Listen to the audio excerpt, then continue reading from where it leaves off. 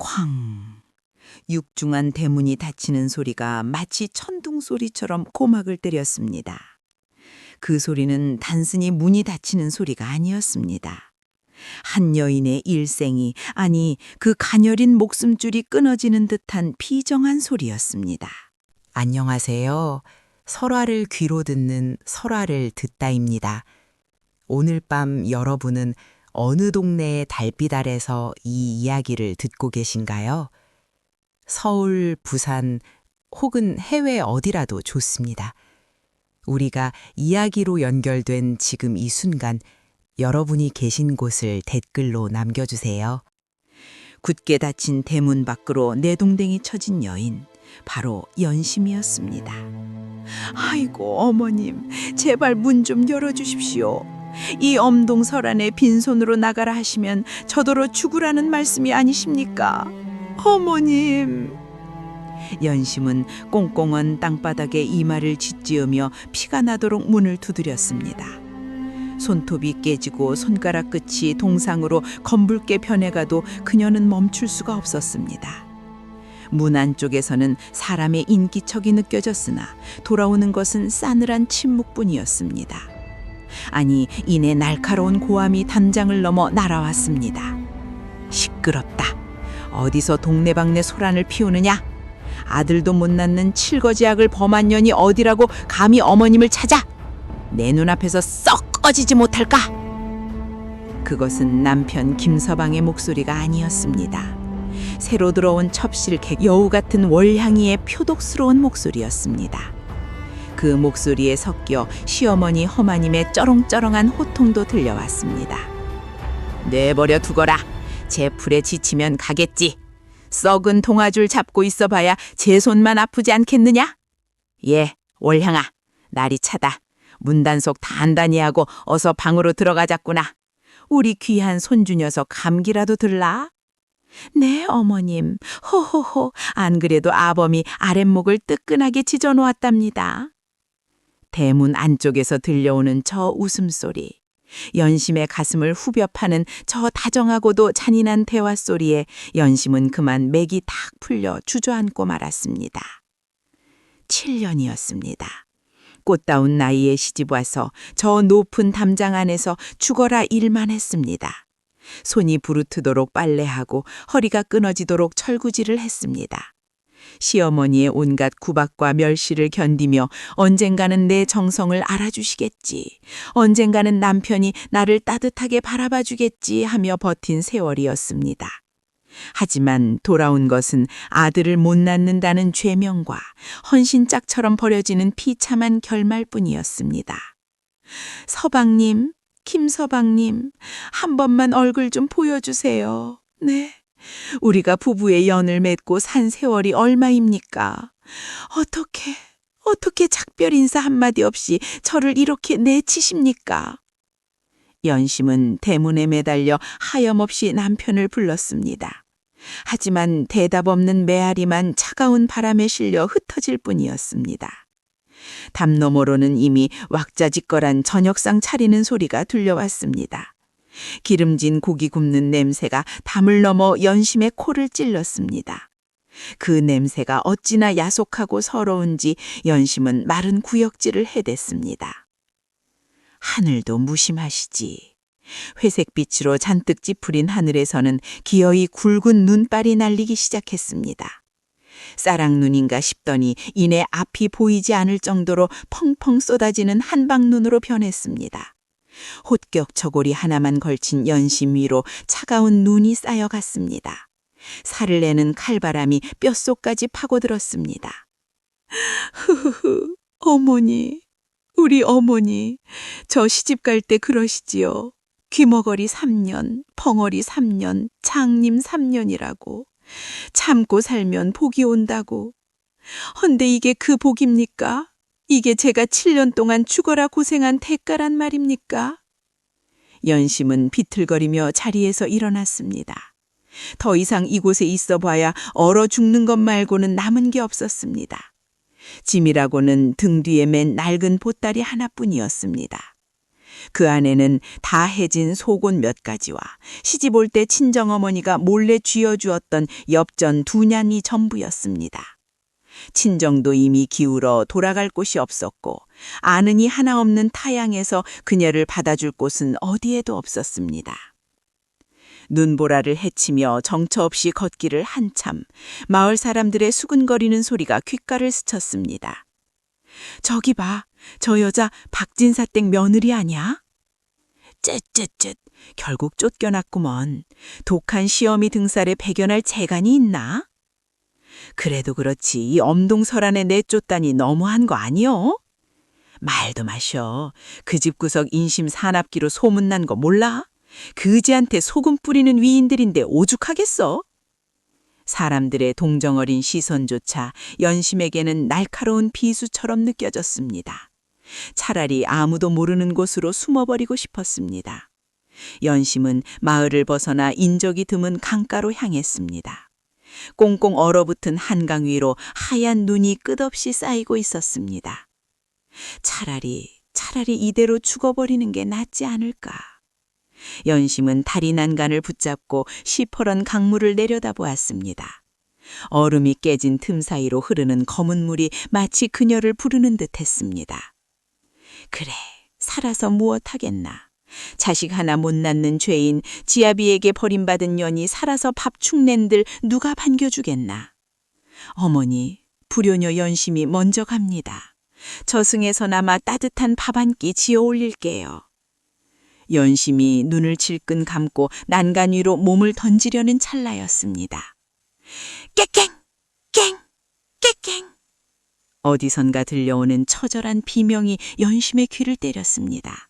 사람의 소리가 아니었습니다. 짐승의 소리, 그것도 아주 고통스럽고 다급한 울음소리였습니다. 연심은 저도 모르게 감은 눈을 떴습니다. 죽음의 문턱에서 들려온 그 소리가 어찌나 구슬퍼던지 차마 외면할 수가 없었습니다. 소리 나는 곳을 보니 험상궂은 사내 하나가 굵은 밧줄을 질질 끌고 오고 있었습니다. 백정이었습니다. 그의 손에 들린 밧줄 끝에는 털이 다 빠지고 앙상하게 뼈만 남은 늙은 개 한 마리가 매달려 있었습니다. 이놈의 똥개 새끼야! 빨리 안 걸어! 오늘따라 왜 이리 버티는 거야? 확 여기서 몽둥이찜을 해버릴까 보다! 깨깽! 낑! 낑! 백정은 개의 목을 사정없이 잡아당겼습니다. 개는 뒷다리를 질질 끌며 버티고 있었지만 장사의 힘을 당해낼 재간이 없었습니다. 개의 몰골은 참혹하기 그지없었습니다. 온몸은 오물과 진흙으로 뒤덮여 본래의 색을 알아볼 수조차 없었고 등가죽은 갈비뼈가 튀어나올 듯 말라붙어 있었습니다. 엉덩이 쪽에는 커다란 상처가 나 있어 붉은 피가 눈 위로 뚝뚝 떨어졌습니다. 그런데 그 순간이었습니다. 끌려가던 개가 고개를 돌려 다리 위에 서 있는 연심을 쳐다보았습니다. 눈이 마주쳤습니다. 연심은 숨이 턱 막히는 것 같았습니다. 그 개의 눈말굴, 깊고 그윽하면서도 세상의 모든 슬픔을 다 담고 있는 듯한 그 눈말굴이 연심의 가슴을 세차게 두드렸습니다. 금방이라도 눈물을 쏟을 듯 처져 있는 그 눈이 마치 연심에게 말을 거는 것 같았습니다. 살려주세요. 살고 싶어요. 저도 당신처럼 춥고 아픕니다. 개의 눈빛은 7년 전 시집 오던 날 가마 안에서 홀로 흘렸던 연심의 눈물과 너무나 닮아 있었습니다. 그리고 방금 전까지 죽음을 결심했던 자신의 처지와 다를 바가 없었습니다. 버려진 목숨, 쓸모없다고 내쳐진 생명. 안 돼. 연심의 입에서 저도 모르게 탄식이 흘러나왔습니다. 죽으려던 여자가 죽으러 가는 짐승을 보고 발을 떼었습니다. 연심은 홀린 듯 다리 아래로 뛰어내려갔습니다. 눈길에 미끄러져 엉덩방아를 찢고 신발이 벗겨져 버선발이 눈 속에 파묻혔지만 아랑곳하지 않았습니다. 희보시오, 멈추시오. 그 개를 어쩔 셈이요? 연심의 다급한 외침에 백정이 걸음을 멈추고 힐끗 뒤를 돌아보았습니다. 뭐야? 웬 미친 여자가 남의 장사를 방해해? 썩 비키지 못해? 재수없게 시리. 백정은 험악한 인상을 쓰며 연심을 위협했습니다. 허리춤에 찬 쉬퍼런 칼이 번뜩였습니다. 평소 같았으면 벌벌 떨며 도망쳤을 연심이었지만 지금은 아니었습니다. 저 개의 눈망울이 그 애원하는 듯한 눈빛이 연심의 발목을 붙잡고 놓아주지 않았습니다. 그 개를 어디로 데려가는 것이요? 어디긴 어디야? 늙고 병들어서 짖지도 못하는 똥개, 가죽이나 벗겨서 팔아먹으려는 거지. 그러니 방해 말고 갈 길이나 가시오. 오늘 일진 한번 사납네. 퇴! 백정이 바닥에 침을 뱉으며 다시 줄을 잡아당기려 했습니다. 개는 킁 하고 짖지도 못하고 그저 끙 하는 신음만 흘리며 바닥에 납작 엎드렸습니다.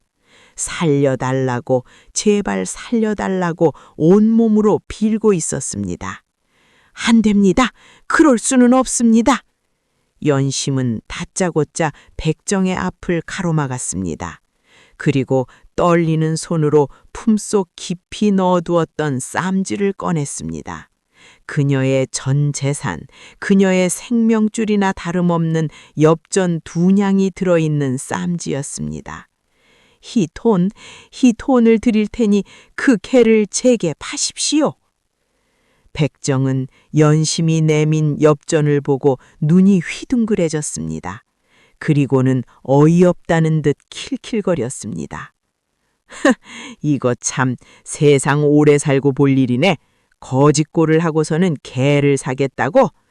이보시오 아주머니, 이 개는 늙어서 고기도 질기고 가죽도 헐었어. 2냥이면 장터에서 살이 통통하게 오른 암탉을 5마리는 살 돈이요. 제정신이요? 제정신입니다. 아니, 미쳤어도 상관없습니다. 그 개를 제게 넘기십시오. 어서요.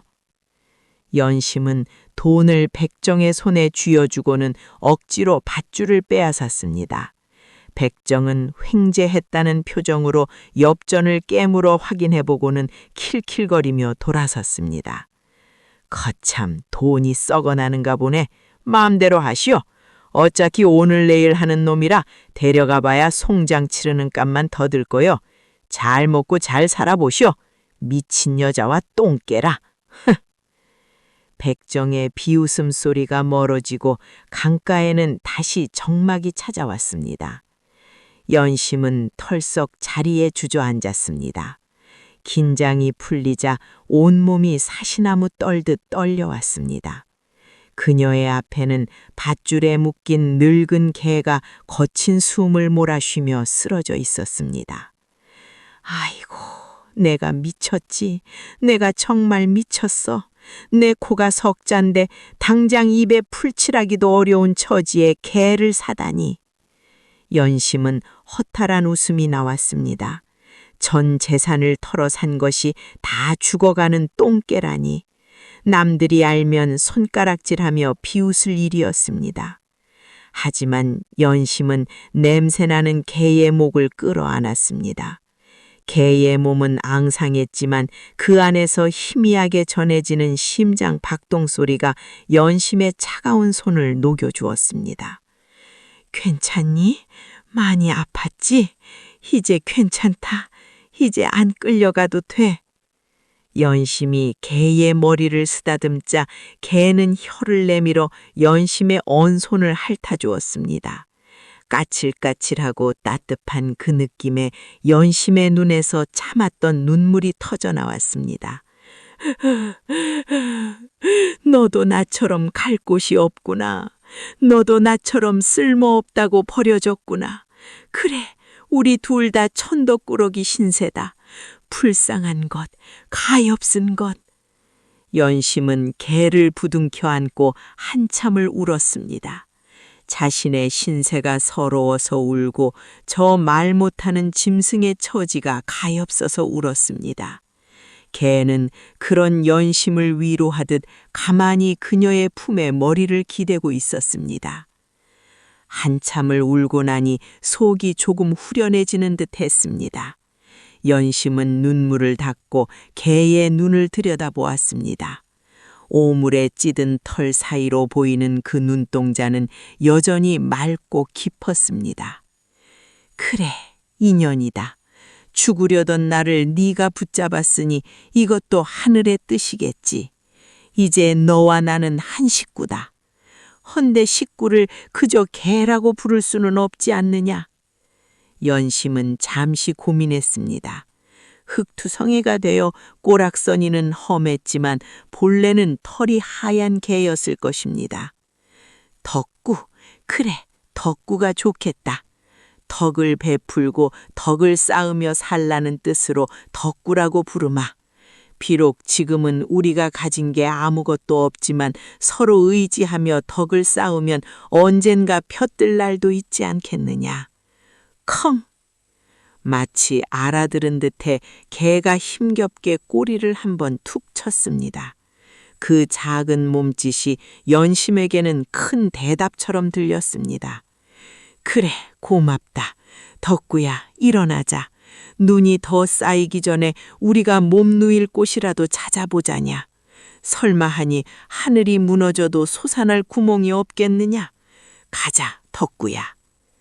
연심은 밧줄을 풀고 자신의 모도리를 풀어 덕구의 상처난 목에 감아주었습니다. 그리고 비틀거리는 덕구를 부축하며 일어섰습니다. 눈보라는 여전히 거세게 몰아치고 있었지만 연심의 발걸음은 조금 전보다 활결 단단해져 있었습니다. 혼자가 아니었기 때문입니다. 빈털털이 쫓겨난 며느리와 다 죽어가는 늙은 개, 세상 가장 초라한 두 생명의 동행은 그렇게 시작되었습니다. 이것이 훗날 조선 팔도를 뒤흔들 대반전의 서막이 들 줄은 눈보라치는 그날 밤 아무도 알지 못했습니다. 휘잉. 차가운 눈보라는 그칠 줄을 모르고 연심의 볼을 깨렸습니다. 덕구의 항상한 등에 얹은 손끝이 얼어 터질 듯 아려왔지만 연심의 가슴속에 맺힌 응어리보다는 차갑지 않았습니다. 곁에서 절뚝거리며 걷는 덕구의 거친 숨소리가 아니었다면 연심은 이미 그 자리에서 꽁꽁 얼어붙은 망부석이 되었을지도 모릅니다. 연심은 덕구의 목을 감싸 안으며 잠시 걸음을 멈추었습니다. 눈앞에 펼쳐진 하얀 설원이 마치 그녀가 처음 시집오던 날 깔려있던 하얀 무명천처럼 보였습니다. 7년 전 꽃가마 타고 박진사 댁, 아니 김서방 댁으로 들어서던 그날도 이렇게 눈이 부시게 하얀 날이었습니다. 아이고, 새색시가 참 곱기도 하지. 복스럽게 생긴 것이 아들 하나는 쑥 낳겠네. 동네 사람들의 덕담이 귓가에 쟁쟁했습니다. 친정어머니는 연심의 손을 꼭 쥐며 신신당부하셨습니다. 연심아, 명심해라. 시집살이는 벙어리 3년, 귀머거리 3년, 장님 3년이라더라. 무슨 일이 있어도 참고 또 참아야 한다. 그래야 집안이 평안하고 네가 산다. 알겠지? 그때는 그 말이 무슨 뜻인지 몰랐습니다. 그저 남편 잘 섬기고 시어머니 공경하면 사랑받으며 살 줄 알았습니다. 하지만 김서방 댁 대문을 넘어선 순간부터 연심의 인생은 지옥불로 걸어 들어가는 것과 다름없었습니다. 그 집의 안주인 허나님, 동네에서 소문난 깐깐한 시어머니였습니다. 그녀는 며느리를 사람이 아니라 부리기 좋은 소나 말쯤으로 여겼습니다.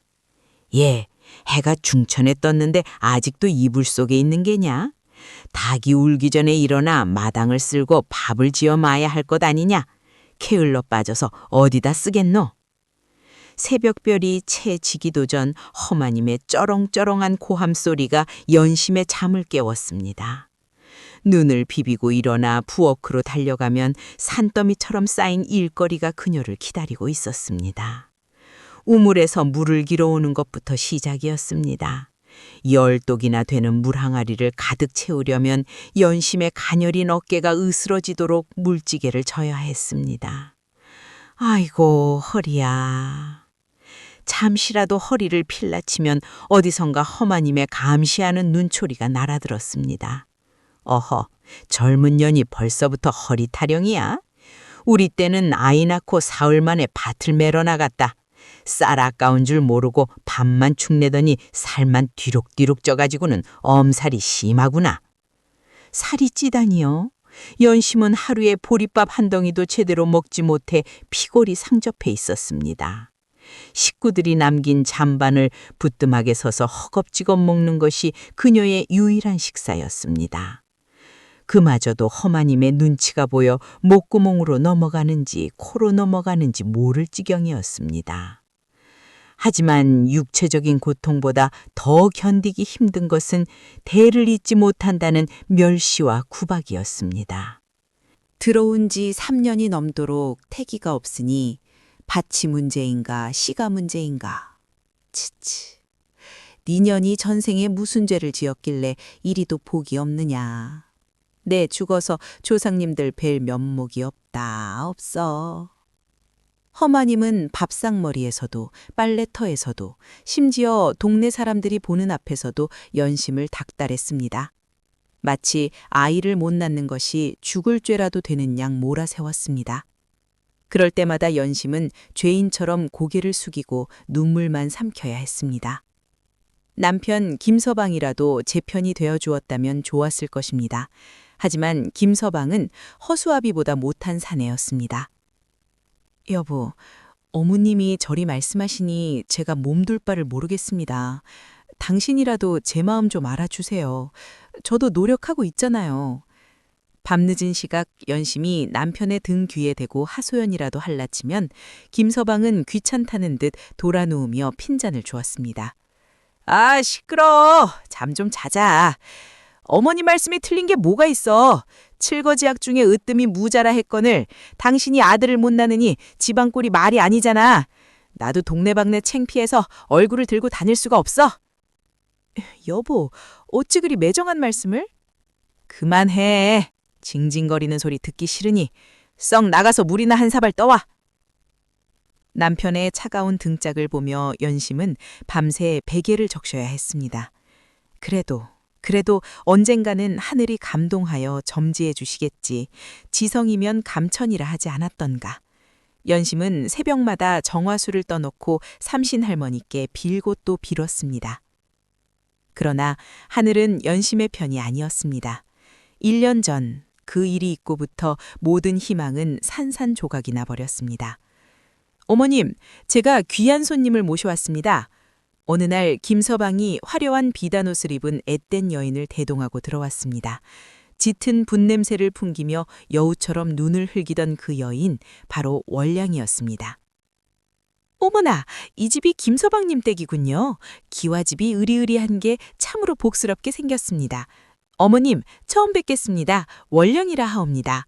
월량은 콧소리를 섞어가며 허마님에게 절을 올렸습니다. 허마님의 입이 귀에 걸렸습니다. 오냐, 네가 그 소문난 월향이로구나. 인물이 훤한 것이 아주 꽉 찼구나. 그래, 몸은 튼튼하냐? 네, 어머님, 제가 이래 봬도 튼튼하기는 장사랍니다. 월향이 들어온 날부터 연심은 안주인 자리에서 밀려나 뒷방 늙은이 신세가 되었습니다. 아니, 하녀보다 못한 존재가 되었습니다. 월향은 손에 물 한 방울 묻히지 않고 하루 종일 거울 앞에서 치장이나 하며 김서방의 비위를 마쳤습니다. 서방님, 이거 사주세요. 저거 사주세요. 그래, 우리 월향이 갖고 싶은 거 다 가져라. 네가 웃으니 집안에 꽃이 피는 것 같구나. 김서방은 월향의 치마폭에 쌓여 정신을 못 차렸습니다. 연심이 마당에서 빨래 방망이질을 하고 있으면 안방에서는 두 사람의 질펀한 웃음소리가 담장을 넘어왔습니다. 그 소리를 들으며 연심은 빨랫감이 찢어져라 방망이질을 해댔습니다. 가슴속에 맺힌 화병이 터져버릴 것만 같았습니다. 그러던 어느 날 사단이 났습니다. 월향이 헛구역질을 하며 쓰러진 신용을 한 것입니다. 으액, 으액. 아니, 이게 무슨 소리냐? 월향아, 어디 아프냐? 허마님과 김서방이 기겁을 하며 달려들었습니다. 의원이 불려오고 집안이 발칵 뒤집혔습니다. 진맥을 마친 의원이 껄껄 웃으며 말했습니다. 축하드립니다. 태기가 있습니다. 아주 건강한 녀석이 들어앉았군요. 그 순간 허마님과 김서방은 덩실덩실 춤이라도 출 기세였습니다. 아이고 조상님 감사합니다. 드디어 우리 집안에 대가 이어지는구나. 월향아, 네가 우리 집 복덩이다 복덩이야. 잘하다 월향아, 내 너를 업고 다니마. 온 집안이 축제 분위기였지만 단 한 사람 연심만이 웃을 수 없었습니다. 그녀는 부엌 구석에 쪼그리고 앉아 소리 죽 켜 울었습니다. 이제 이 집에서 자신의 자리는 완전히 사라졌다는 것을 직감했기 때문입니다. 아니나 다를까 월향의 임신 소식이 들린 지 몇 달 지나지 않아 허마님의 호출이 떨어졌습니다. 예, 연심아, 너도 알다시피 이제 곧 귀한 손주가 태어난다. 헌데 집안에 기가 센 여자가 둘이나 있으면 아이에게 부정을 탄다는구나. 허마님은 짐짓 근엄한 표정으로 듬을 들였습니다. 곁에 앉은 월향은 회심의 미소를 지으며 배를 쓰다듬고 있었습니다. 게다가 점쟁이가 그러더구나. 네 사주가 워낙 세서 우리 집안의 복을 다 막고 있다고. 그러니 어쩌겠느냐. 집안의 대를 위해 네가 희생해야지. 희생이라니요. 7년을 뼈 빠지게 일한 며느리에게 할 소리입니까? 어머님, 그게 무슨 말씀이십니까? 저를 내치시려는 겁니까? 연심이 떨리는 목소리로 묻자 허마님은 눈 하나 깜짝하지 않고 대답했습니다. 내치다니 듣기 거북하구나. 잠시 친정 가서 쉬고 있으라는 게다. 물론 돌아올 기약은 없다만. 칠거지약을 범한 며느리를 7년이나 데리고 살아준 것만으로도 감지덕지해야지. 위자료는 줄 수 없으니 그리 알아라. 내가 해온 혼수야 다 낡아 빠졌고 오히려 밥값이나 안 청하면 다행이지. 어머님, 너무하십니다. 제가 이 집 귀신이 되리라 맹세하고 들어왔느거늘 어찌 이리 매정하게. 시끄럽다. 이미 결정 난 일이야. 당장 내일 날 밟는 대로 짐 싸서 나가거라. 더는 꼴도 보기 싫으니. 그렇게 쫓겨난 것이었습니다. 7년의 세월이 그 피땀 흘린 노력이 아들 못 낳았다는 죄 하나로 물거품이 되어 사라진 것입니다. 억울했습니다. 분했습니다.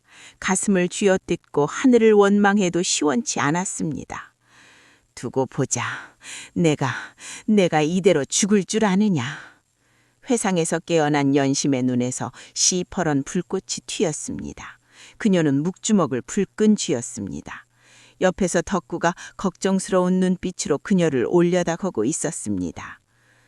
덕구야. 연심의 목소리는 더 이상 떨리지 않았습니다.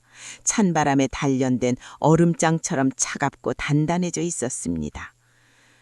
우리는 살아야 한다. 살아서 보라한 듯이 잘 살아서 저들에게 보여줘야 해. 천륜을 저버린 대가가 얼마나 무서운지, 짐승만도 못한 인간들의 말로가 어떤지 내 두 눈으로 똑똑히 보고야 말 것이다. 연심은 덕구의 머리를 쓰다듬으며 다짐했습니다. 죽으려던 마음은 도끼로 바뀌었습니다. 허마님과 김서방이 희희낙낙하며 비단 금침 위에서 뒹굴고 있을 지금 연심은 눈보라치는 벌판 한가운데 서 있었습니다. 가진 것이라고는 병든 개 한 마리와 헌옷가지 뿐이었지만 그녀의 가슴 속에는 그 어느 때보다 뜨거운 불덩어리가 타오르고 있었습니다. 가자, 덕구야.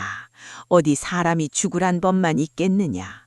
이 산을 넘으면 다 쓰러져가는 흉가라도 하나 있을 것이다. 귀신이 나온다고 다들 피한다지만 산 사람 입에 거미줄 치는 것보다야 낫지 않겠느냐. 연심은 눈을 부릅뜨고 앞을 향해 걸음을 옮겼습니다. 덕구도 컹 하고 짧게 짖으며 그녀의 앞길을 틔워주듯 앞장섰습니다. 눈보라는 더욱 거세졌지만 두 생명의 발걸음을 막을 수는 없었습니다. 이제 곧 그들의 운명을 뒤바꿀 기이하고도 신비로운 밤이 다가오고 있었기 때문입니다. 살을 내는 듯한 칼바람을 뚫고 연심과 덕구는 사람들의 발길이 닿지 않는 깊은 산속으로 숨어들었습니다. 인적은커녕 산짐승 발자국조차 드문 첩첩 산중이었습니다. 해는 니엇니엇 저물어가고 사방에서 들려오는 짐승들의 울음소리가 귓가를 스칠 때마다 연심의 등골이 오싹해졌습니다. 덕구야, 우리 이러다 얼어 죽는 건 아니겠지? 아니, 호랑이 밥이라도 되면 어쩐다니. 연심은 덜덜 떨며 덕구의 목을 끌어안았습니다. 덕구는 지칠 대로 지친 기색이 역력했으나 연심을 안심시키려는 듯 꼬리를 살랑이며 앞장을 섰습니다. 컹! 컹! 덕구가 멈춰선 곳은 자풀이 무성하게 우거진 흉가 앞이었습니다. 지붕은 반쯤 무너져 내려앉았고 문짝은 덜렁거려 금방이라도 떨어져 나갈 것만 같은 폐가였습니다. 마을 사람들이 도깨비터라며 얼씬도 하지 않는다는 그 흉흉한 곳이었지만 당장 눈보라를 피할 곳이 급한 연심에게는 대궐보다 귀한 보금자리였습니다. 아이고, 덕구야, 네가 여기를 어떻게 알았느냐. 그래, 귀신이 나온들 저 아래 악귀 같은 사람들보다야 무섭겠느냐. 들어가자. 비바람만 피하면 그만이지. 연심은 삐걱거리는 문을 열고 들어갔습니다. 방 안은 먼지가 수북하고 거미줄이 쳐져 있었지만 다행히 구들장은 멀쩡해 보였습니다. 연심은 주저앉을 새 없이 밖으로 나가 마른 삭정이를 주워왔습니다. 아궁이에 불을 지피자 매캐한 연기와 함께 희미한 온기가 방 안을 채우기 시작했습니다. 콜록, 콜록, 맵기도 해라. 그래도 따뜻하니 살 것 같구나. 덕구야, 이리 와. 내 옆에 딱 붙어라. 서로 체온을 나누어야 산다. 그날부터 연심과 덕구의 기막힌 동거가 시작되었습니다. 먹을 것이라곤 산에서 캔 칡뿌리와 나무 껍질뿐인 날들이 이어졌습니다. 연심은 손톱 밑이 새카맣게 물들도록 흙을 파헤쳐 칡을 캐냈습니다. 아이고, 손이야. 그래도 이게 어디냐. 덕구야, 자, 해봐라. 너 먼저 먹어라. 늙고 병든 몸으로 나 따라오느라 고생 많았지? 연심은 자신이 캐온 칡뿌리 중 가장 실하고 부드러운 것을 골라 덕구의 입에 물려주었습니다. 배가 고파 눈이 핑핑 돌 지경이었지만 짐승이라도 제 식구 배를 먼저 채워주는 것이 사람 된 도리라 여겼기 때문입니다. 오독, 오독. 덕구는 연심의 마음을 아는지 칡뿌리를 야무지게 씹어먹고는 연심의 손등을 핥아주었습니다. 까슬까슬한 혀의 감촉이 연심에게는 덧없는 위로였습니다. 그래, 많이 먹거라. 너라도 살아야 나도 살지 않겠느냐. 내 비록 가진 건 없지만 너 굶기는 일은 없게 하마. 연심의 지극정성 덕분이었날까요? 피골이 상접했던 덕구의 몸에 조금씩 살이 오기 시작했습니다. 듬성듬성 빠졌던 털 사이로 윤기 나는 새털이 돋아나고 흐릿하던 눈동자에는 생기가 돌기 시작했습니다. 밤이면 산짐승들이 흉가 주위를 맴돌며 울어댔지만 덕구가 그르릉 하고 낮게 으르렁거리면 거짓말처럼 조용해지곤 했습니다. 우리 덕구가 나를 지켜주는구나. 든든하다, 든든해. 천하장사 김서방보다 네가 100번 낫다. 그렇게 겨울이 가고 봄이 오더니 어느새 찌는 듯한 무더위와 함께 장마철이 찾아왔습니다. 그해 여름 장마는 유난히도 거셌습니다. 하늘에 구멍이라도 난 듯 며칠 나빠지로 쉬지 않고 장대비가 쏟아졌습니다. 콰르릉 쾅. 천둥 소리가 산천을 뒤흔들고 번개가 밤하늘을 찢어놓을 듯 번쩍였습니다. 낡은 초가 삼가는 비바람에 금방이라도 날아갈 듯 위태롭게 흔들렸습니다. 천장 곳곳에서는 빗물이 줄줄 새어들어와 방 안은 온통 물바다가 되었습니다. 아이고, 무서워라. 하늘이 노하셨나? 비가 어찌 이리 무섭게 내린다니. 덕구야, 괜찮니? 무서워 말고 이리 오렴. 연심은 방구석에 웅크리고 앉아 덕구를 끌어안았습니다. 밖에서는 계곡물 불어나는 소리가 굉음처럼 들려왔습니다. 두려움에 떨며 빗소리를 듣고 있던 그때였습니다. 왕왕, 컹컹. 평소 점잖하던 덕구가 갑자기 벌떡 일어나 문 밖으로 미친 듯이 지저대기 시작했습니다. 평범한 지짐이 아니었습니다. 목이 터져라 아주 다급하고 날카로운 비명이었습니다. 덕구야, 왜 그러니? 밖에 뭐라도 있는 게냐? 호랑이라도 내려왔어? 연심이 놀라 덕구를 진정시키려 했지만 덕구는 막무가내였습니다. 으르릉, 컹컹. 덕구는 연심의 치맛자락을 입에 물고 거칠게 문 쪽으로 끌고 다녔습니다. 어찌나 세게 당기는지 연심의 몸이 질질 끌려갈 정도였습니다. 아이고, 이거 놔라. 옷 찢어진다. 이 비바람 속에 어딜 나가자는 거야. 덕구야, 미쳤어? 제정신이야? 연심이 버티려 하자 덕구는 연심의 바짓가랑이를 물고 놓아주지 않았습니다.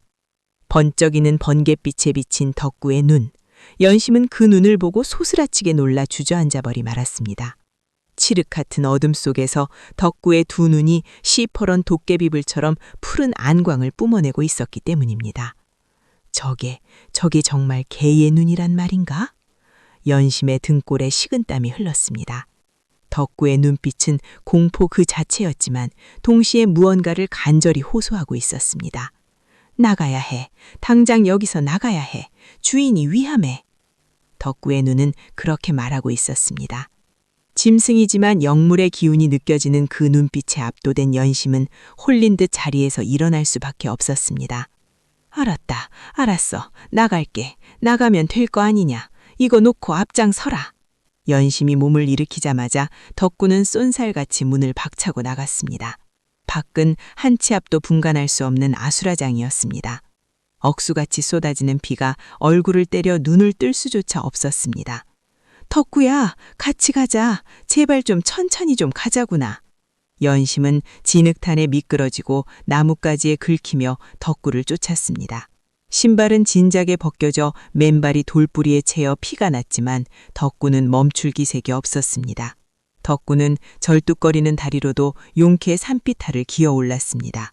연심이 숨이 턱끝까지 차올라 멈추려 할 때마다 덕구는 뒤를 돌아보며 멍멍 하고 재촉했습니다. 더는 못 가겠다.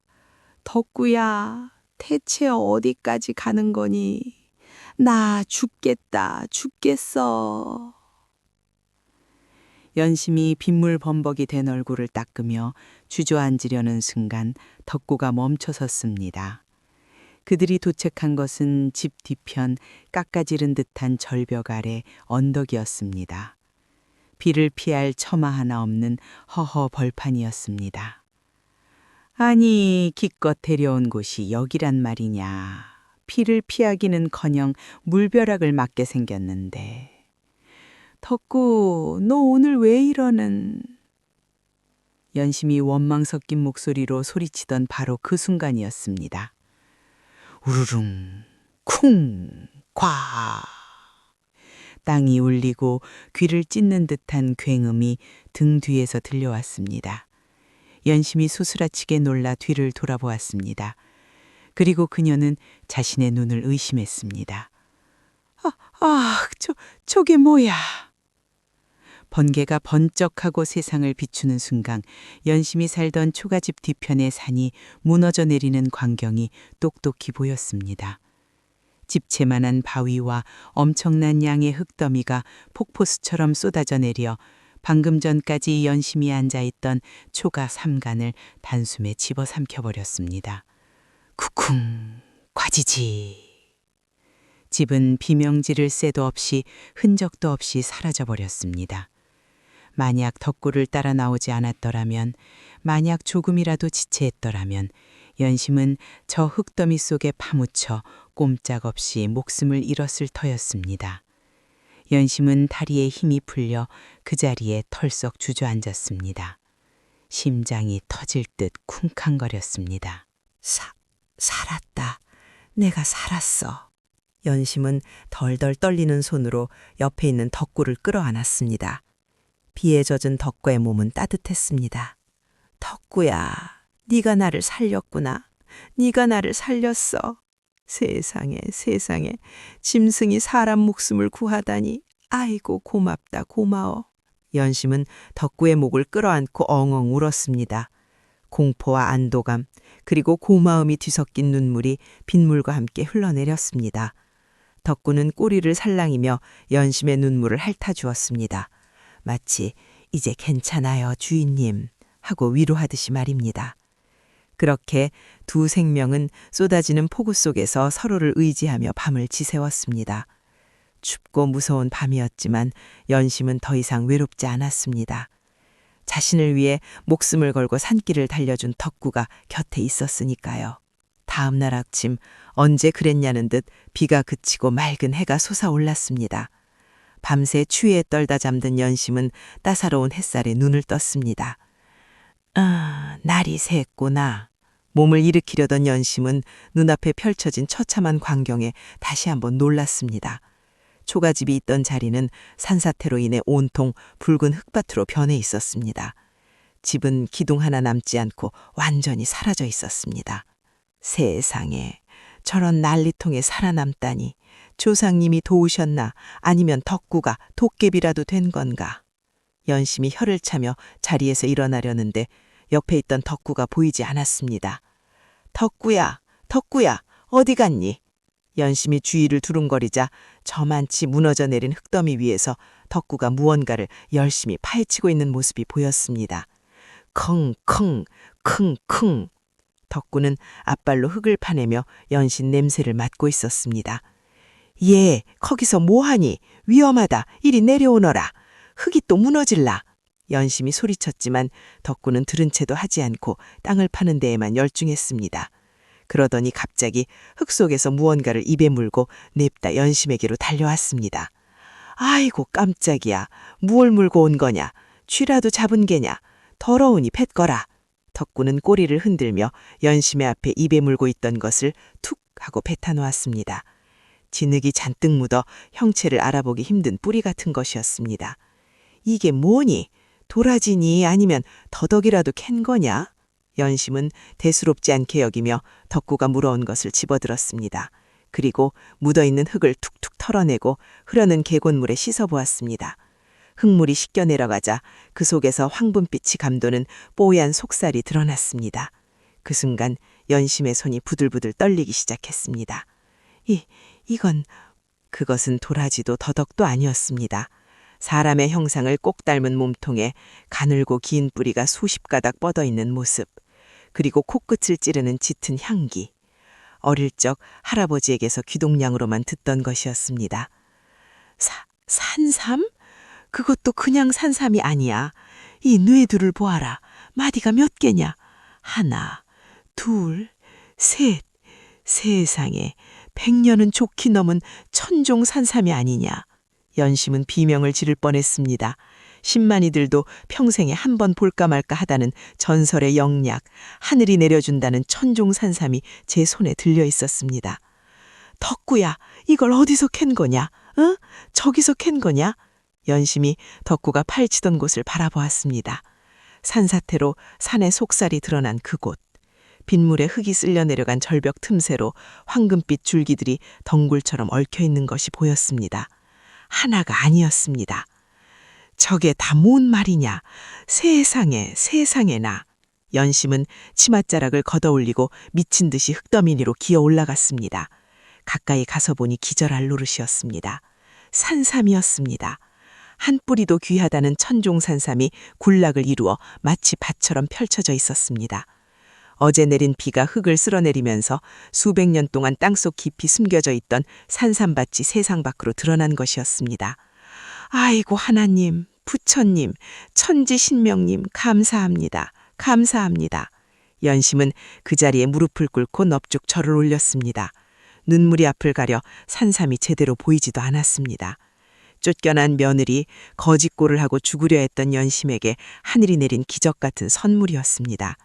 그때 덕구가 곁으로 다가와 꼬리를 치며 멍 하고 짖었습니다. 마치 주인님, 이제 고생 끝이에요 하고 말하는 것 같았습니다. 연심은 덕구를 와락 끌어안고 볼을 비볐습니다. 그래 덕구야, 네가 복덩이다. 네가 나를 살리고 네가 나를 부자로 만들어주는구나. 사람들은 너를 똥개라 욕했지만 너는 하늘이 내게 보내준 보물이다, 보물. 연심은 떨리는 손으로 가장 크고 실한 산삼 한 뿌리를 조심스럽게 캐냈습니다. 사람 팔뚝만한 크기의 산삼에서는 신비로운 광채가 뿜어져 나오는 것 같았습니다. 연심은 산삼을 깨끗이 씻어 덕구의 입가에 가져다 댔습니다. 자, 덕구야, 이 귀한 것을 네가 찾았으니 첫 입은 마땅히 네가 먹어야지. 어서 먹거라. 이걸 먹으면 늙지도 않고 병도 낫는다더라. 보통 개라면 쳐다보지도 않은 쓴뿌리였지만 덕구는 망설임 없이 산삼을 받아 먹었습니다. 와작 와작 짚는 소리가 경쾌하게 산속에 울려 퍼졌습니다. 연심은 그 모습을 보며 눈물을 닦고 환하게 웃었습니다. 7년 만에, 아니 태어나서 처음으로 짓는 가장 환하고 행복한 웃음이었습니다. 그러나 이것은 시작에 불과했습니다. 덕구가 찾아낸 이 산삼밭은 단순한 재물이 아니었습니다. 훗날 연심이 조선 팔도의 최고의 거상이 되어 자신을 내쫓은 시댁 식구들에게 통쾌한 복수를 하고 세상을 호령하게 될 밑거름이었습니다. 비바람이 거친 하늘 위로 찬란한 무지개가 뜨고 있었습니다. 연심과 덕구, 두 생명의 앞에 펼쳐질 눈부신 미래를 축복하듯이 말입니다. 이보시오 아주머니, 이거 정말 파시는 겁니까? 내 평생 약재상을 했지만 이런 물건은 처음 봅니다. 뇌두를 보시오. 이건 천년 묵은 이무기가 승천하다 떨어뜨린 게 분명합니다. 읍내 약재상 주인의 눈이 튀어나올 듯 커졌습니다. 그의 손은 부들부들 떨리고 있었습니다. 연심이 내놓은 산삼 한 뿌리, 그것은 단순한 약초가 아니었습니다. 뿜어져 나오는 향기만으로도 방 안에 있던 병자들의 기침이 멎을 정도였으니까요. 네, 팝니다. 다만 제 값을 쳐주셔야 합니다. 이 돈으로 집도 사고 논밭도 사야 하니까요. 연심은 떨지 않고 당당하게 말했습니다. 며칠 전까지만 해도 굶어 죽을까 걱정하던 그녀였지만 이제는 눈빛부터 달라져 있었습니다. 덕구가 찾아준 보물은 연심에게 단순한 재물이 아니라 세상을 살아갈 힘과 자신감을 심어준 것입니다. 약재상 주인은 전 재산을 털다시피 하여 산삼값을 치렀습니다. 엽전 꾸러미가 산더미처럼 쌓였습니다. 연심은 그 돈으로 가장 먼저 무엇을 했을까요? 비단 옷을 사 입었을까요? 고기 반찬을 사 먹었을까요? 아닙니다. 연심은 그 길로 덕구와 함께 살던 그 폐가, 사람들이 귀신 나온다고 침뱉고 지나가던 그 도깨비터 주변의 야산을 몽땅 사들였습니다. 아니, 저 여자가 미쳤나? 돈이 썩어나나 보네. 그 흉가터를 사서 뭐 하려고? 밤마다 도깨비랑 춤이라도 추려나? 마을 사람들은 수군거렸습니다. 쫓겨난 며느리가 떼돈을 벌더니 실성했다며 비웃었습니다. 하지만 연심은 귀담아 듣지 않았습니다. 그녀에게는 믿는 구석이 있었기 때문입니다. 덕구야, 사람들이 뭐라 하든 상관없다. 네가 찾아준 땅이니 분명 명당일 게다. 우리 여기서 보란듯이 몽사짓고 살아보자. 알겠지? 크! 크! 덕구는 꼬리를 힘차게 흔들며 대답했습니다. 산삼을 먹은 덕구는 이제 더 이상 비로 먹은 똥개가 아니었습니다. 털은 눈처럼 하얗고 윤기가 흘렀으며 덩치는 송아지만큼 커져 호랑이도 때려잡을 기세였습니다. 특히 그 눈빛은 어찌나 영롱한지 동네 개들이 덕구 근처에는 얼씬도 못하고 꼬리를 내리고 도망칠 정도였습니다. 연심의 믿음은 틀리지 않았습니다. 도깨비 터라 불리던 그 땅은 사실 천하의 명당이었습니다. 연심이 씨앗을 뿌리는 족족 싹이 트고 줄기가 뻗어나갔습니다. 가뭄이 들어 아랫마을 논밭이 거북이 등처럼 쩍쩍 갈라질 때도 희한하게 연심내 밭에는 밤새 촉촉한 이슬이 내려 작물들이 푸르게 자랐습니다. 세상에, 저것 좀 봐. 호박이 물동이만 하네. 벼 이삭이 고개를 숙이다 못해 땅에 닿겠어. 이게 무슨 조화라니? 마을 사람들의 비웃음은 경이로움으로 바뀌었습니다. 가을이 되자 연심내 곳간은 곡식으로 터져나갈 지경이었습니다. 연심은 욕심 부리지 않고 곳간문을 활짝 열었습니다. 이보세요. 김새님네 식량이 떨어졌다면서요. 여기 쌀 한 가마니 가져가세요. 아이들 굶기지 마시고요. 박할머니, 다리가 아파서 땔감도 못 구하신다면서요.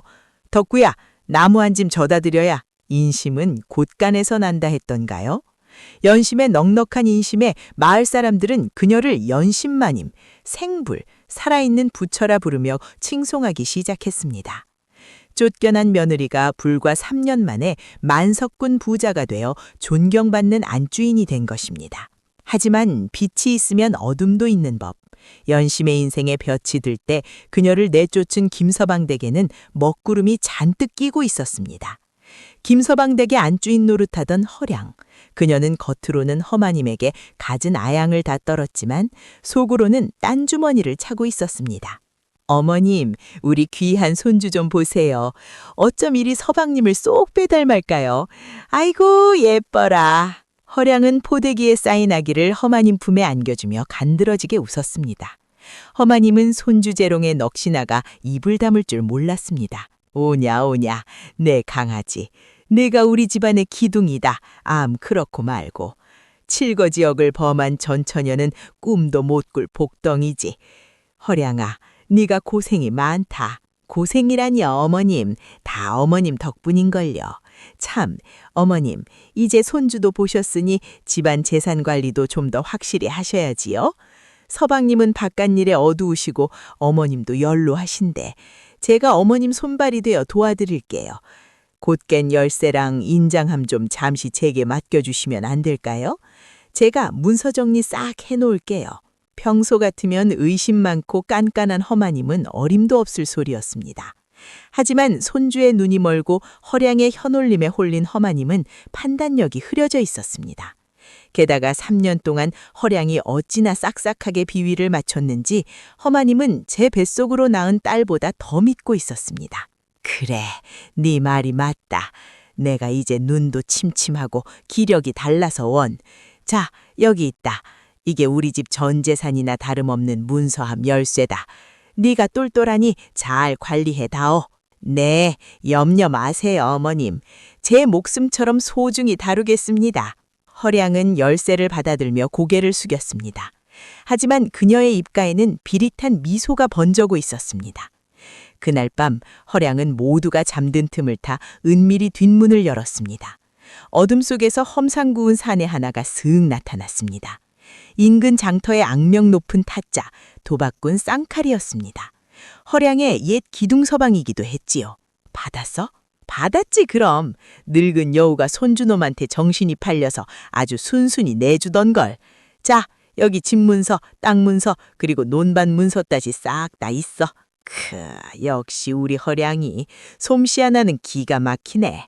이걸로 장리꾼한테 가서 돈 댕기면 평생 놀고 먹어도 남겠어.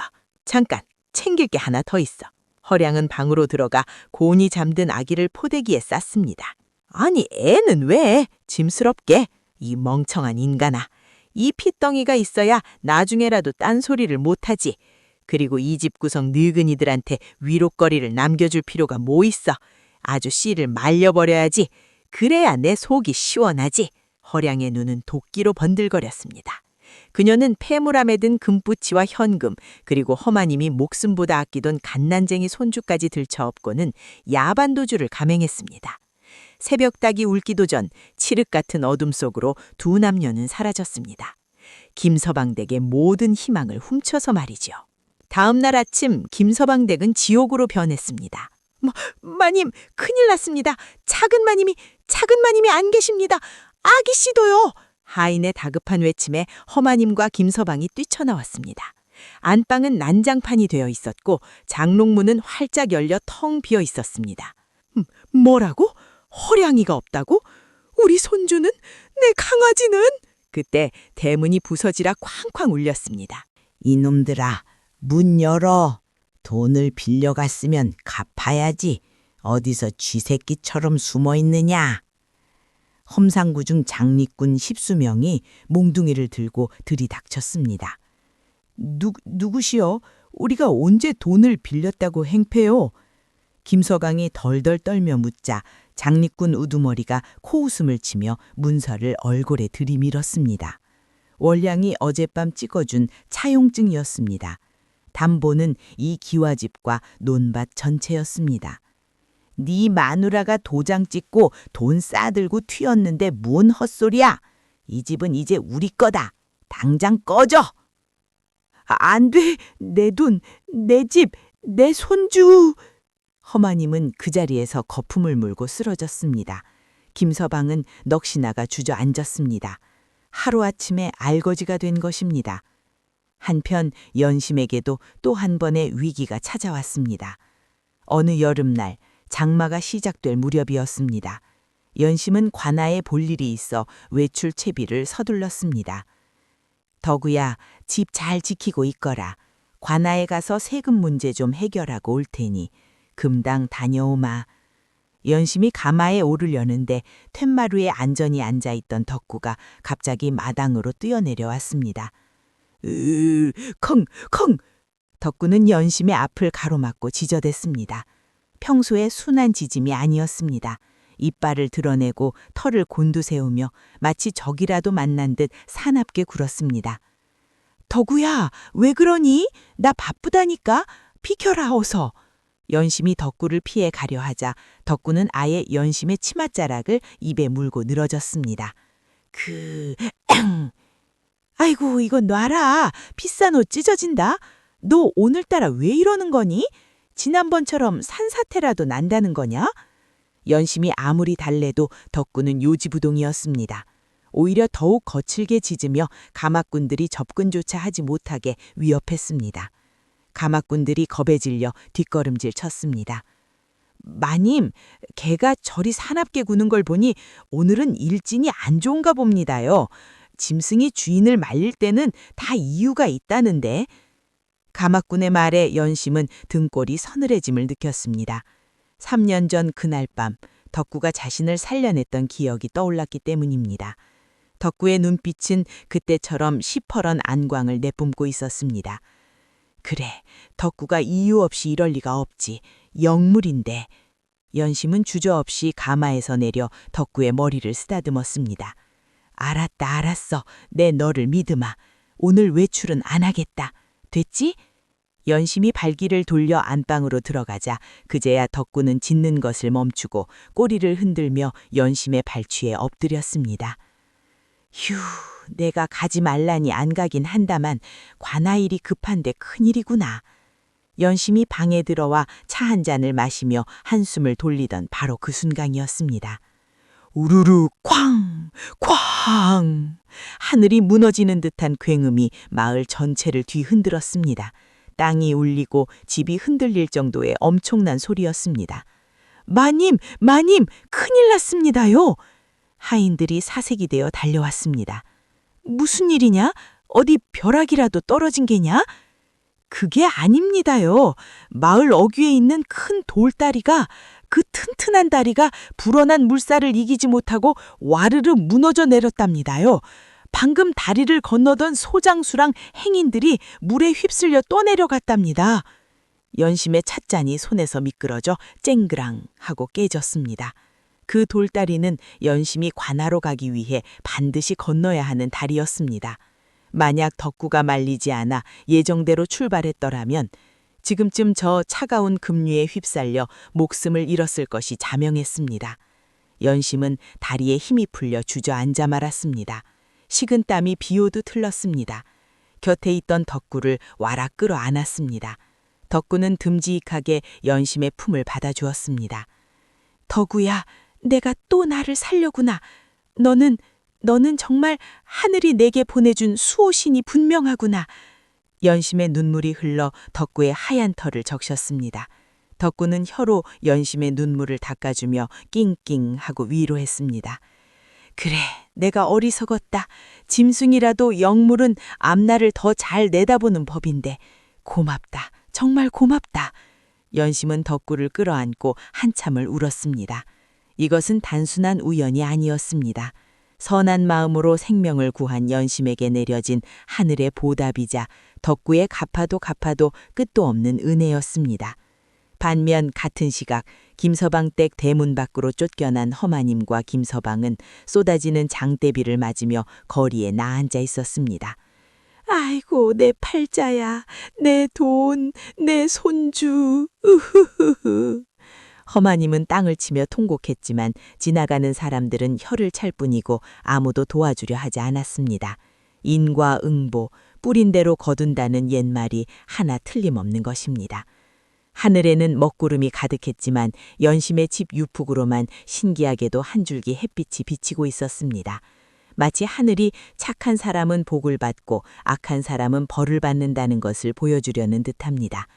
이제 곧 운명의 수레바퀴는 마지막 종착역을 향해 굴러가기 시작했습니다. 거짓골이 된 시댁 식구들과 거상이 된 며느리의 재회, 그 충격적인 순간이 다가오고 있었습니다. 아이고, 내 팔자야, 내 팔자야. 이게 무슨 날벼락이란 말이냐. 허마님의 통곡 소리가 고갯마루를 넘어가고 있었습니다. 하지만 그 소리에 귀 기울여 주는 이는 아무도 없었습니다. 지나가는 까마귀나 깍깍 하고 비웃을 뿐이었지요. 화려한 비단옷은 온데간데 없고 누더기조차 걸치지 못한 허마님의 꼴은 그야말로 거지 중의 상거지였습니다. 헝클어진 머리칼은 빗자루 몽둥이 같았고 얼굴은 며칠을 씻지 못해 쑥검정칠을 한 듯 새카맸습니다. 발에는 신발 대신 집나기로 칭칭 감은 헌 헝겊 조각이 매달려 있어 걸을 때마다 피고름이 배어나왔습니다. 어머니, 제발 좀 그만 우세요. 배고파 죽겠는데 우는 소리 들으니 더 힘이 빠집니다. 어디 가서 밥 한 술이라도 얻어올 생각은 안 하시고 앉아서 신세 한탄만 하십니까? 옆에서 지팡이를 짚고 절뚝거리는 김서방이 짜증 섞인 목소리로 투덜댔습니다. 그 역시 몰골이 말이 아니었습니다. 양반네 체면은 진작에 개나 줘버린 지 오래였습니다. 이놈아, 네가 지금 애미한테 할 소리냐? 이게 다 누구 때문인데? 네가 그 여우 같은 년한테 홀려서 집문 서고 땅문 서고 다 내주지만 않았어도 우리가 이 꼴은 안 났을 거 아니냐? 아이고, 이 화상아, 내 속이 문드러진다 문드러져. 두 모자는 길바닥에 주저앉아 서로를 헐뜯고 비난하느라 시간 가는 줄 몰랐습니다. 배에서 꼬르륵 소리가 천둥치듯 요란하게 울려 퍼졌지만 당장 입에 풀칠할 방도가 없었습니다. 지나가는 사람들이 코를 막고 피해갔습니다. 저기 봐, 저 노인네들 며칠째 저러고 있네. 제차, 박진사 댁 망했다더니 꼴 좋구먼. 인심을 그리 사납게 쓰더니 천벌 받은 게야. 거지한테 소금 뿌리던 위인들이 이제 거지가 됐으니 세상사 참 알다가도 모를 일이지. 사람들의 수군거림이 비수처럼 꽂혔지만 자존심 따질 처지가 아니었습니다. 허마님은 지나가는 행인의 바지가랑이를 붙잡고 매달렸습니다. 이보시오, 선비님, 적선 좀 하시오. 며칠을 굶져서 눈이 안 보입니다요. 밥 한 덩이만, 아니 먹다 남은 누룽지라도 좀. 에이, 더러워. 어디서 거짓대가 달라붙어. 저리 안 비켜? 선비는 옷자락을 탁탁 털며 횡하니 가버렸습니다. 허마님은 땅바닥에 느동쟁이 쳐졌습니다. 어머니, 괜찮으세요? 아휴, 창피해라. 양반 체면에 이게 무슨 꼴입니까? 체면이 밥 먹여주냐? 당장 굶어 죽게 생겼는데, 야, 너도 멍청이 서 있지 말고 저기 가서 구걸이라도 좀 해봐라. 젊은 놈이 멀뚱멀뚱 서서 뭐 하는 거야? 아이고, 저는 못합니다. 쪽팔려서 어떻게 합니까? 배가 덜 고팠구먼 덜 고팠어. 에이, 찌찌. 그때였습니다. 혀를 차며 지나가던 한 노파가 그들을 흘낏 보더니 툭 한마디 던졌습니다. 그 꼴들이 참 딱하네 그려. 여기서 이러지 말고 저 고개 너머로 가보시오. 거기 연심마님 댁이라고 있는데 워낙 인심이 후해서 찾아오는 거지떼들도 밥은 배불리 먹여보낸다더구먼. 거기 가면 굶어 죽지는 않을게요. 연심마님 댁이요? 김서방의 귀가 번쩍 뜨었습니다. 그래요. 그 집 개한테 주는 밥도 쌀밥이라더라. 어서 가보시오. 해지기 전에 고개 넘으려면 서둘러야 할게요. 노파는 지팡이를 짚고 멀어졌습니다. 허마님과 김서방은 서로 얼굴을 마주 보았습니다. 어머니, 들으셨죠? 쌀밥이랍니다. 쌀밥. 개한테도 쌀밥을 준다니 얼마나 부자면 그러겠습니까? 연심이라. 이름이 어디서 많이 듣던 이름 같기는 한데. 에이, 설마 아니겠지. 세상에 동명이인이 어디 한둘이냐. 그 천한 년이 마님 소리 들을 리가 없지. 아무튼 가자. 밥 준다는데 지옥불이라도 못 들어가겠냐? 두 사람은 마지막 힘을 짜내어 비틀거리며 고개를 올랐습니다. 며칠을 굶은 다리가 후들거리고 숨이 턱끝까지 차올랐지만 머릿속에는 오로지 하얀 쌀밥 생각뿐이었습니다. 고개를 넘자마자 눈앞에 펼쳐진 광경에 두 사람은 입이 떡 벌어졌습니다. 멀리 보이는 기와집은 과거 자신들이 살던 집보다 훨씬 크고 웅장했습니다. 솥을 때무는 하늘을 찌를 듯 높았고 담장 안으로는 기와 지붕이 끝없이 이어져 있었습니다. 곡간이 어찌나 많은지 담장 밖으로 곡식가마니가 넘쳐날 지경이었습니다. 와, 세상에, 여기가 궁궐이야, 집이야. 우리 집은 저거에 비하면 초가집이었네요. 입 다물어라. 배 아파 죽겠다.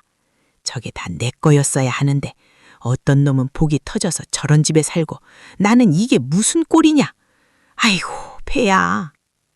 허마님은 질투심에 배가 아픈 건지 배가 고파 아픈 건지 분간이 안 갈 지경이었습니다. 두 사람은 침을 꼴깍 삼키며 대문 앞으로 다가갔습니다.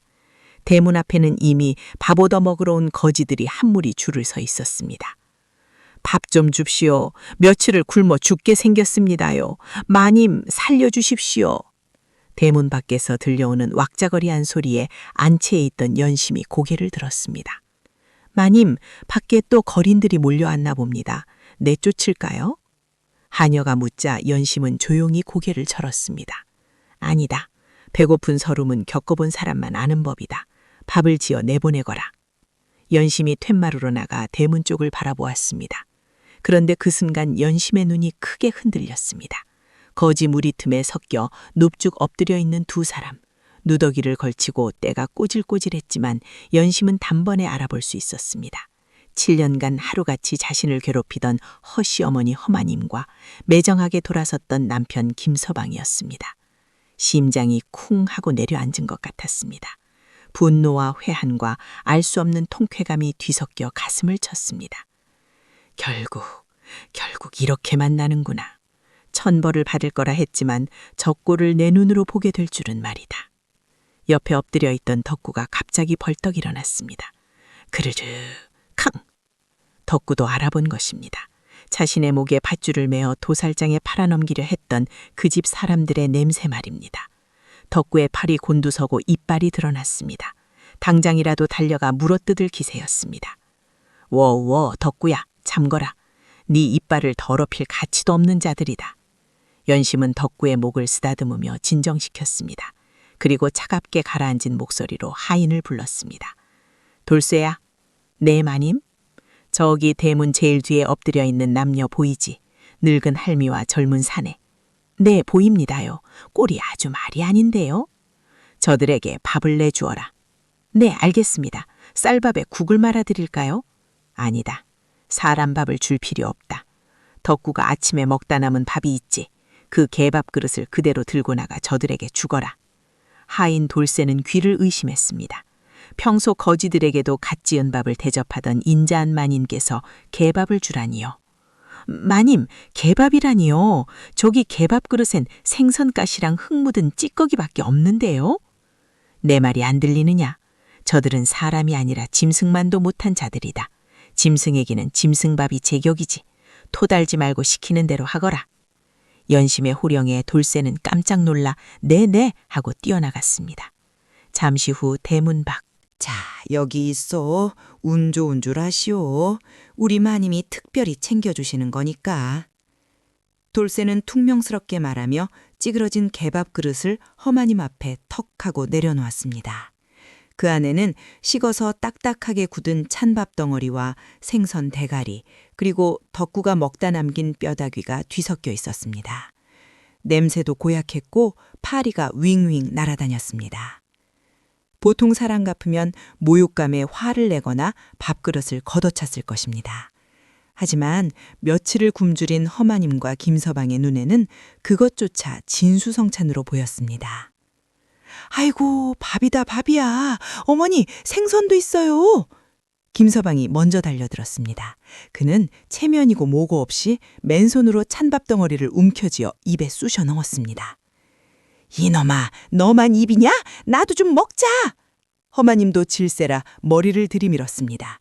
두 모자는 개밥 그릇에 코를 박고 허겁지겁 먹어치웠습니다. 얼굴에 밥풀이 묻고 생선 국물이 흘러내리는 줄도 몰랐습니다. 쩝쩝, 아이고 맛있다. 이게 꿀맛이네 그려. 어머니, 저 뼈다귀는 제가 씹겠습니다. 이가 튼튼한 제가 먹어야죠. 비켜라. 노인네가 문저지 어디서 건방지게. 서로 더 먹겠다고 으르렁거리는 꼴이 영락없는 굶주린 짐승이었습니다. 그 모습을 지켜보던 가른 거지들조차 혀를 끌끌 차며 외면할 정도였습니다. 쯧쯧쯧, 얼마나 배가 고팠으면 개밥을 저리 맛있게 먹나? 그러게 말이야, 사람이길 포기했구먼. 순식간에 밥그릇을 싹싹 비운 허마님은 그제야 트름을 꺽 하고 내뱉었습니다. 배가 차니 이제야 주변이 보이기 시작했습니다. 아이고, 잘 먹었다. 이제야 살 것 같네. 예, 박서방아, 아니 김서방아, 우리가 밥을 얻어 먹었으면 인사라도 해야 도리 아니겠냐? 그래야 저녁에 또 얻어 먹지. 맞습니다, 어머니. 주인마님께 인사드리고 좀 더 달라고 해보죠. 이 집 인심이 후하다니 운 좋으면 엽전이라도 몇 푼 쥐어줄지 압니까? 두 사람은 입가에 묻은 밥풀을 대충 훔치고는 안채를 향해 목을 길게 뺐습니다. 주인마님, 밥 잘 먹었습니다요. 복 받으실 겁니다. 적선하신 김에 노잣전이라도 좀... 그때였습니다. 안채의 방문이 스르르 열리고 고운 비단옷을 입은 여인이 천천히 마루로 걸어 나왔습니다. 눈부신 햇살을 등지고선 그녀의 모습은 마치 선녀처럼 고귀해 보였습니다. 그리고 그 옆에는 호랑이처럼 거대하고 능넘한 하얀 개 한 마리가 으르렁거리는 소리를 내며 버티고 서 있었습니다. 허마님은 눈을 가늘게 뜨고 여인을 올려다보았습니다. 아이고, 마님, 인물이 훤하십니다 그려. 관세음보살이 따로 없네. 저희 같은 미천한 것들에게. 말을 잇던 허마님의 입이 점점 벌어졌습니다.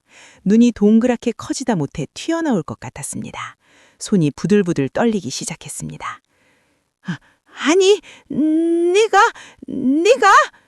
옆에 있던 김서방도 뒤로 나자빠질 뻔했습니다. 설마, 여보? 마루 위에 서 있는 여인, 3년 전 눈보라치던 밤에 맨발로 쫓겨났던 그 며느리, 바로 연심이었습니다. 연심은 천천히 마당으로 내려와 그들 앞에 섰습니다. 그녀의 표정은 분노도 슬픔도 아닌 서늘한 경멸로 가득 차 있었습니다. 잘들 지내셨습니까? 어머님, 그리고 서방님? 연심의 목소리는 낮고 차분했지만 그 울림은 대문 밖으로 찌릿하게 퍼져나갔습니다. 제 개가 먹다 남긴 밥맛이 어떠신지요?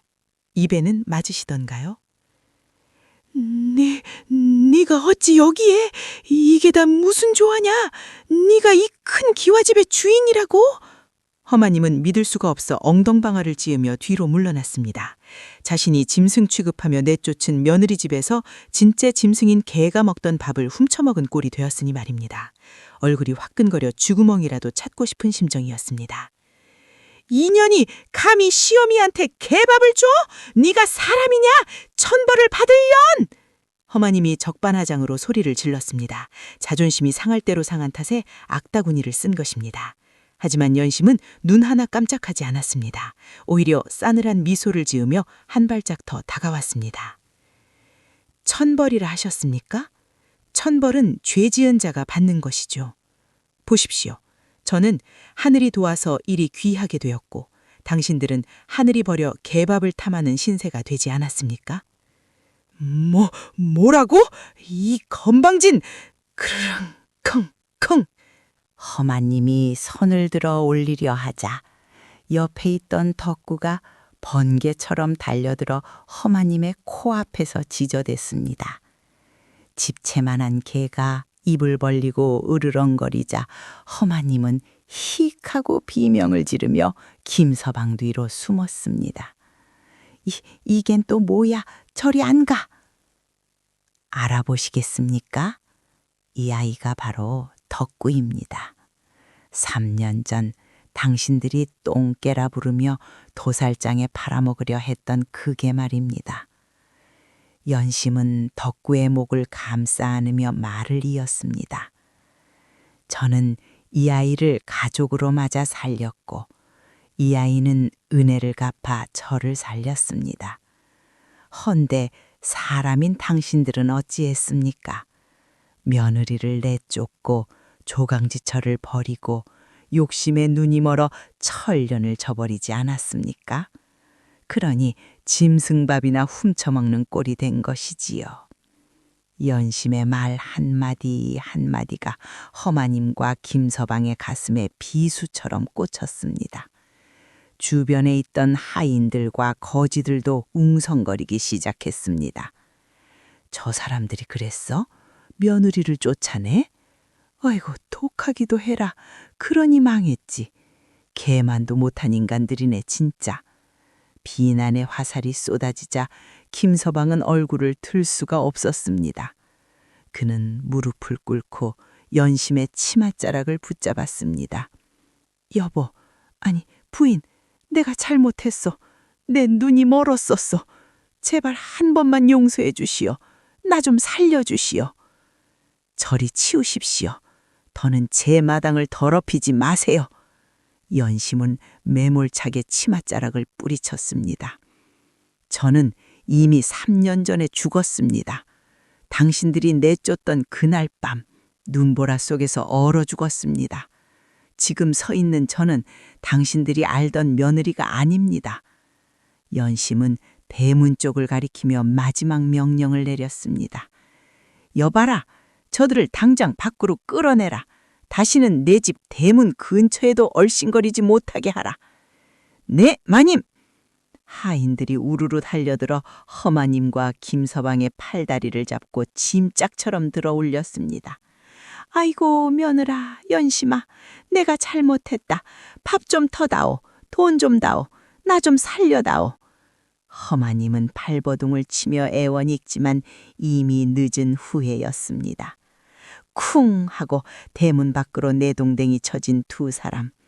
굳게 닫히는 대문 뒤로 연심의 단호한 뒷모습과 덕구의 우렁찬 짖음소리만이 남았습니다.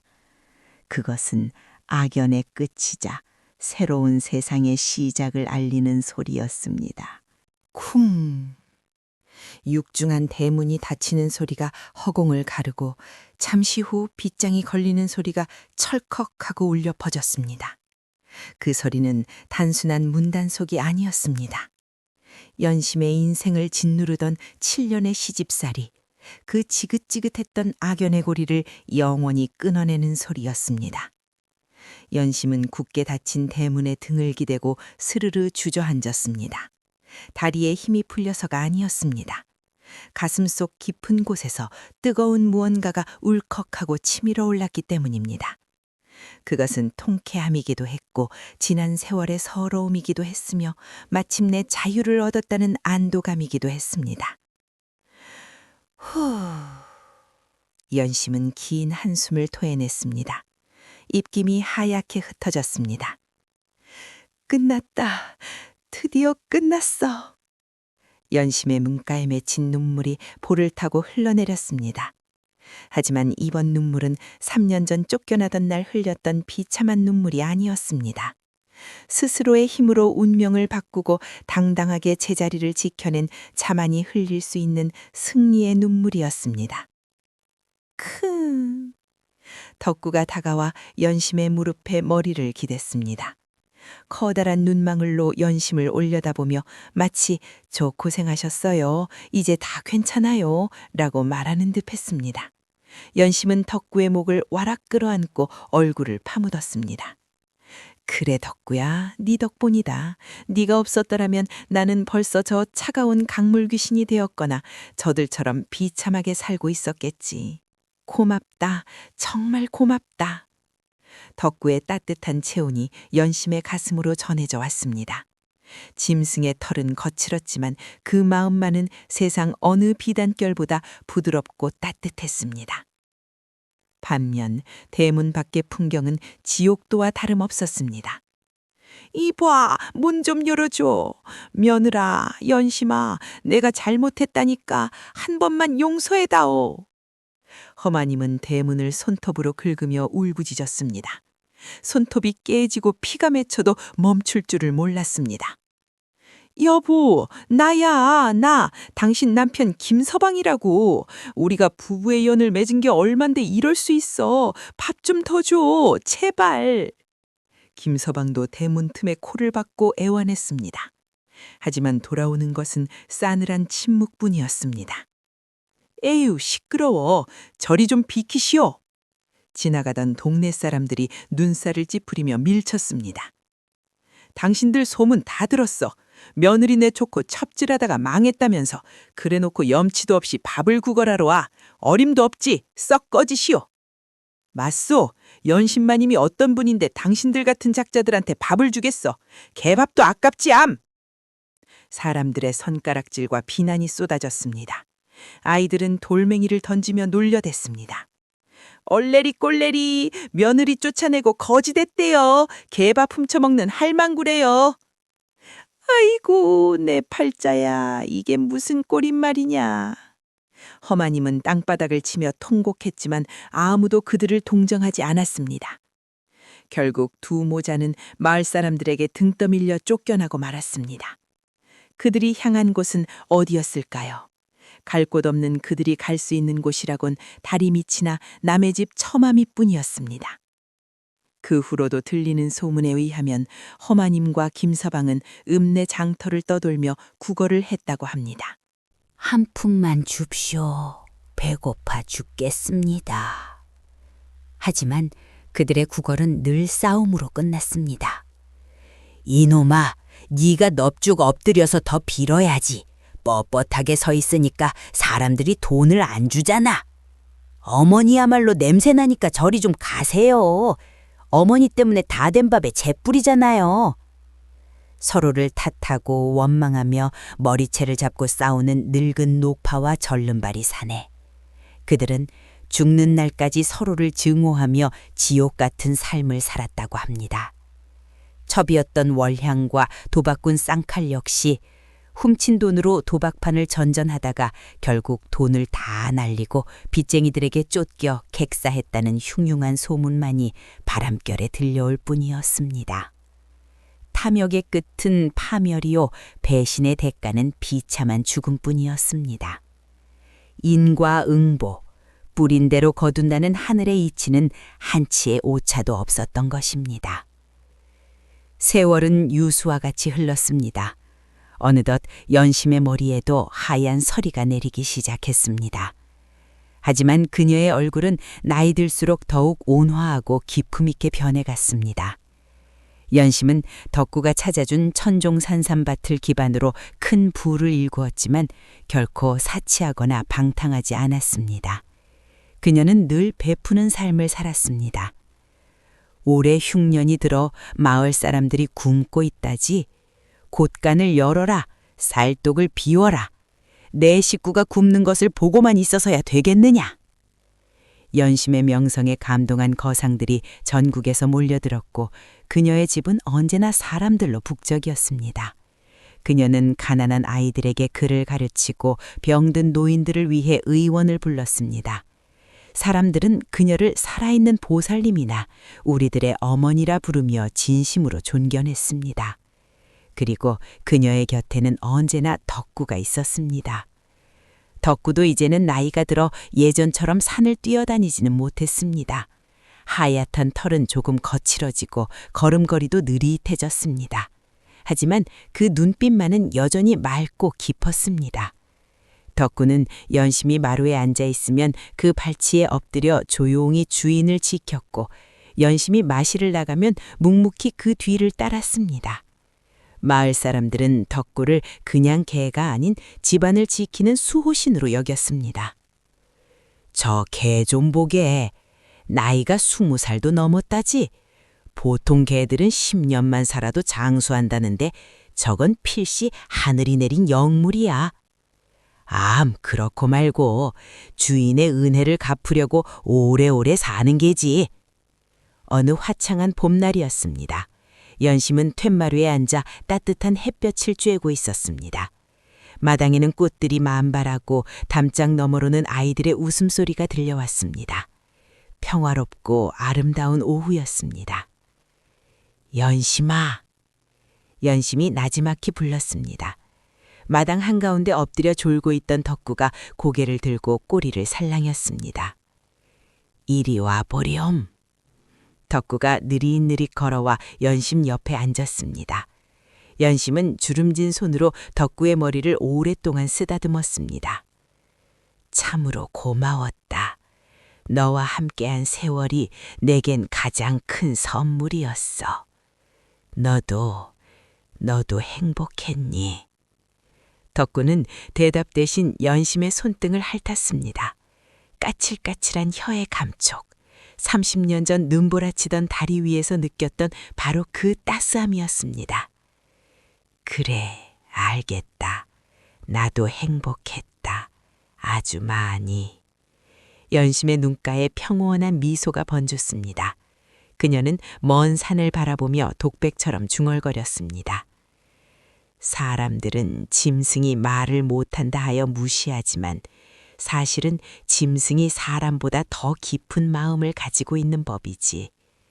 은혜를 입으면 목숨을 바쳐 갚는 것이 짐승이요. 은혜를 원수로 갚는 것이 어리석은 인간이 아니더냐. 나는 너게서 사람의 도리를 배웠단다. 덕구는 지그시 눈을 감고 연심의 목소리를 듣고 있었습니다. 마치 주인의 마음을 다 이해하는 듯이. 그날 밤 덕구는 연심의 품에서 조용히 숨을 거두었습니다. 잠자는 듯 평안한 모습이었습니다. 연심은 덕구를 양지 바른 뒷산, 처음 산삼을 발견했던 그곳에 묻어주었습니다. 그리고 작은 비석을 하나 세웠습니다. 의로운 개, 덕구, 여기 잠들다. 덕구가 떠난 뒤에도 연심은 오랫동안 건강하게 살며 덕을 베풀었습니다. 그리고 그녀가 세상을 떠나는 날 마을 사람들은 하늘에서 하얀 개 한 마리가 구름을 타고 내려와 연심을 태우고 올라가는 꿈을 꾸었다고 합니다. 지금도 그 마을에는 전설처럼 내려오는 이야기가 있습니다. 비바람이 몰아치는 밤이면 산 위에서 주인과 개가 나란히 서서 마을을 지켜보고 있다는 이야기 말입니다. 어쩌면 그들은 하늘나라에서도 짝꿍이 되어 서로를 의지하며 행복하게 지내고 있지 않을까요? 쫓겨난 며느리와 버려진 개, 세상 가장 낮고 천한 곳에서 시작된 그들의 인연은 탐욕에 눈먼 인간들을 부끄럽게 만들고 진정한 사랑과 의리가 무엇인지를 우리에게 가르쳐 주었습니다. 재물은 있다가도 없는 것이고 권세는 10년을 못 간다 하였습니다. 하지만 따뜻한 마음 하나로 맺은 인연은 저승까지 이어지는 법입니다. 우리가 사는 이 세상이 각박하고 험하다 해도 아직은 살만한 이유가 바로 여기에 있지 않을까요? 오늘 밤 잠자리에 들기 전 여러분의 곁에 있는 소중한 존재들을 한 번 더 떠올려 보시기 바랍니다. 그것이 가족이든 친구든 혹은 말 못하는 작은 짐승이든 말입니다. 착한 마음은 언젠가 반드시 복으로 돌아오고 욕심은 화를 부른다는 평범한 진리 부디 잊지 마시고 오늘 밤도 덕구의 맑은 눈망울처럼 편안한 꿈 꾸시길 바라며 지금까지 설화를 들었다 였습니다.